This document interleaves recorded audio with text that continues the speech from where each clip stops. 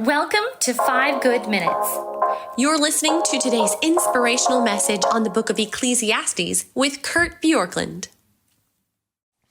Ecclesiastes 6 verse 7 begins this way. It says, "All the toil of man is for his mouth, yet his appetite is not satisfied." So he basically says that everyone toils for their mouth, yet their appetite is never satisfied. What advantage have the wise over fools? What do the poor gain by knowing how to conduct themselves before others? So now he's asking this question. He's saying, you have this great appetite, yet you're never satisfied. He's talked about that.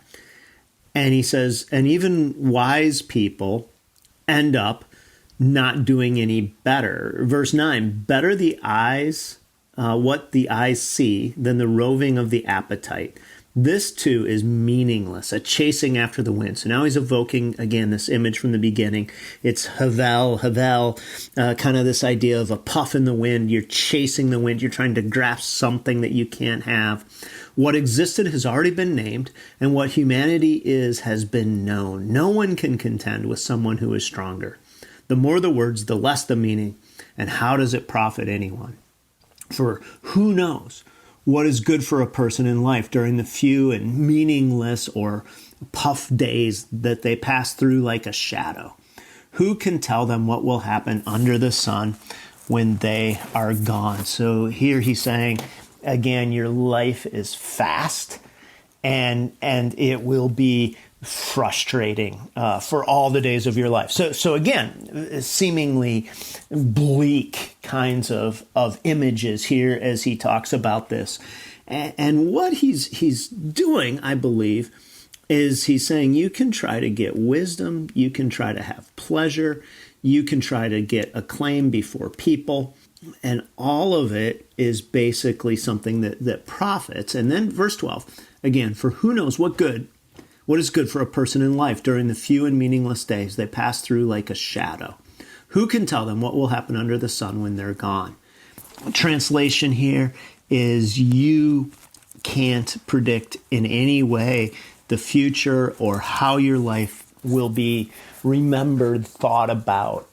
And so his ultimate point, I believe, is to say, again, don't be so consumed with the things you can't control. Don't try to control how you're thought of, how long you live. And in a way, this really points to the bigger theme of Ecclesiastes, which is you can't control much of anything. And that goes so against the way we want to think about this world. We want to think that if we do things a certain way, that we control an outcome, that if we are righteous in a certain way, we can control an outcome that God will give us.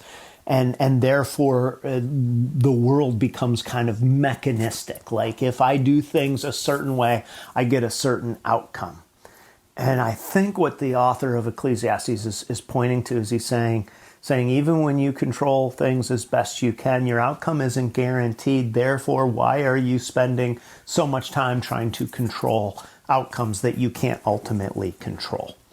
And ultimately, that surrender to what in some ways might seem like a randomness in terms of how the world works is not a surrender to the randomness, but a surrender to the sovereignty of God and to the fact that God didn't intend for you or for me to carry all of the weight. I think this is why it's this phrase, who knows what is good for a person in this life during their few and meaningless days. You see, we tend to think we know what is best for us.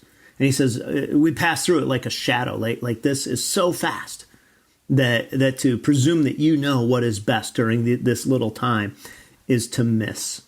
And who can tell them what will happen under the sun when they are gone? So live your life boldly, courageously, righteously, but understand that there is nothing that you ultimately can control in this world apart from what God allows you to do or to control. Thanks for joining us here today. There's a lot of great content to explore on Orchard Hill Plus and on the Orchard Hill main feed from the weekend. Have a great day.